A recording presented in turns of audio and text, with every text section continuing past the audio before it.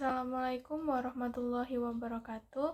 Perkenalkan, saya Sekar Awalia Rahma dengan NIM 22108020041. Di sini saya akan menjelaskan tentang prinsip-prinsip sistem informasi manajemen.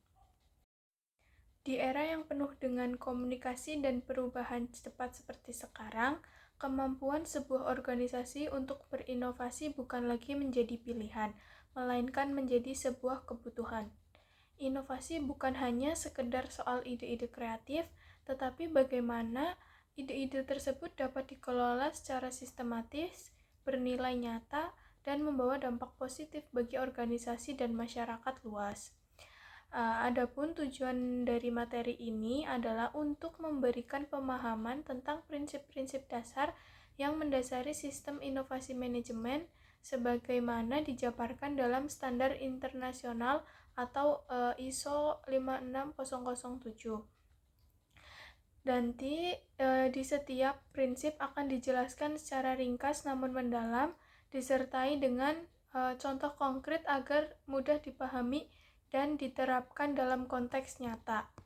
Adapun prinsip-prinsip dari sistem manajemen inovasi menurut ISO 56007 dan standar terkait adalah sebagai berikut. Yang pertama itu ada realisasi nilai.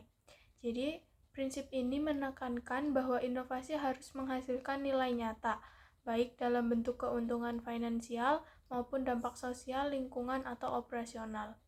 Nah, organisasi harus mengarahkan upaya inovasi untuk menciptakan hasil yang bermakna. Nilai tidak selalu berupa uang, tetapi juga berupa efisiensi, keinginan, atau kepuasan pelanggan. Contohnya yaitu sebuah perusahaan manufaktur mengembangkan teknologi baru yang menghemat energi, menurunkan biaya produksi 20% dan sekaligus mengurangi emisi karbon dan memberikan keuntungan ekonomi bagi lingkungan. Yang kedua yaitu pemimpin yang fokus pada masa depan. Pemimpin perlu mengantisipasi perubahan, menciptakan visi jangka panjang, dan membangun budaya inovatif melalui keteladanan dan pemberdayaan waktu. Contohnya yaitu CEO perusahaan teknologi mendorong eksplorasi AI dan menempatkan komputasi serta menyediakan dana penelitian dan pengembangan untuk proyek-proyek yang belum tentu menguntungkan dalam jangka pendek tetapi berpotensi revolusioner. Yang ketiga yaitu arah strategis. Arah inovasi harus mendukung visi, misi, dan strategi jangka panjang. Tanpa penyelarasan, inovasi bisa menjadi aktivitas yang boros dan tidak relevan. Contohnya yaitu startup vintage yang berfokus pada inklusi keuangan, mengembangkan aplikasi pinjaman mikro berbasis AI yang mempermudah akses kredit bagi UMKM di daerah terpencil. Yang keempat yaitu ada budaya. Inovasi berkembang dalam lingkungan yang aman untuk mencoba hal baru, menghargai eksperimen, dan belajar dari kesalahan. Contohnya yaitu sebuah perusahaan IT menyelenggarakan hackathon internal setiap kuartal, tempat karyawan bebas untuk membentuk tim lintas departemen untuk menciptakan prototipe produk baru. Gagal bukanlah aib, tetapi bagian dari proses. Yang kelima ada memanfaatkan wawasan.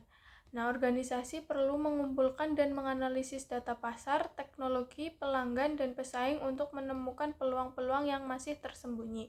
Contohnya yaitu perusahaan retail menggunakan AI untuk menganalisis perilaku pembelian dan mengembangkan strategi personalisasi produk yang meningkatkan retensi pelanggan secara signifikan. Yang keenam yaitu mengelola ketidaknyamanan. Organisasi juga harus siap menghadapi lapangan melalui pendekatan literatif, pengujian awal, dan pengambilan keputusan berdasarkan bukti. Contohnya yaitu perusahaan bioteknologi yang menerapkan fase uji coba bertahap untuk vaksin baru dengan proses evaluasi ketat di setiap tahap agar meminimalkan resiko kegagalan pasar. Yang ketujuh yaitu kemampuan beradaptasi. Organisasi harus cepat menyesuaikan diri dengan perubahan teknologi, regulasi, atau preferensi pasar. Adaptabilitas ini menjadi keunggulan yang kompetitif di setiap organisasi. Contoh, saat pandemi, perusahaan edukasi segera mengalihkan seluruh layanan ke platform berani, menyesuaikan konten untuk pembelajaran jarak jauh dan tetap relevan di tengah krisis. Dan yang terakhir yaitu pendekatan sistemik. Semua bagian organisasi dari mulai SDM, keuangan hingga teknologi harus mendukung proses inovasi secara holistik.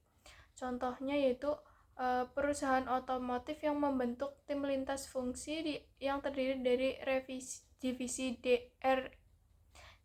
divisi R&G, produk, pemasaran, dan legal untuk mengembangkan kendaraan listrik, memastikan inovasi berjalan dari ide hingga pasar tanpa hambatan resiko. Sekian materi yang saya sampaikan, kurang lebihnya mohon maaf. Terima kasih. Wassalamualaikum warahmatullahi wabarakatuh.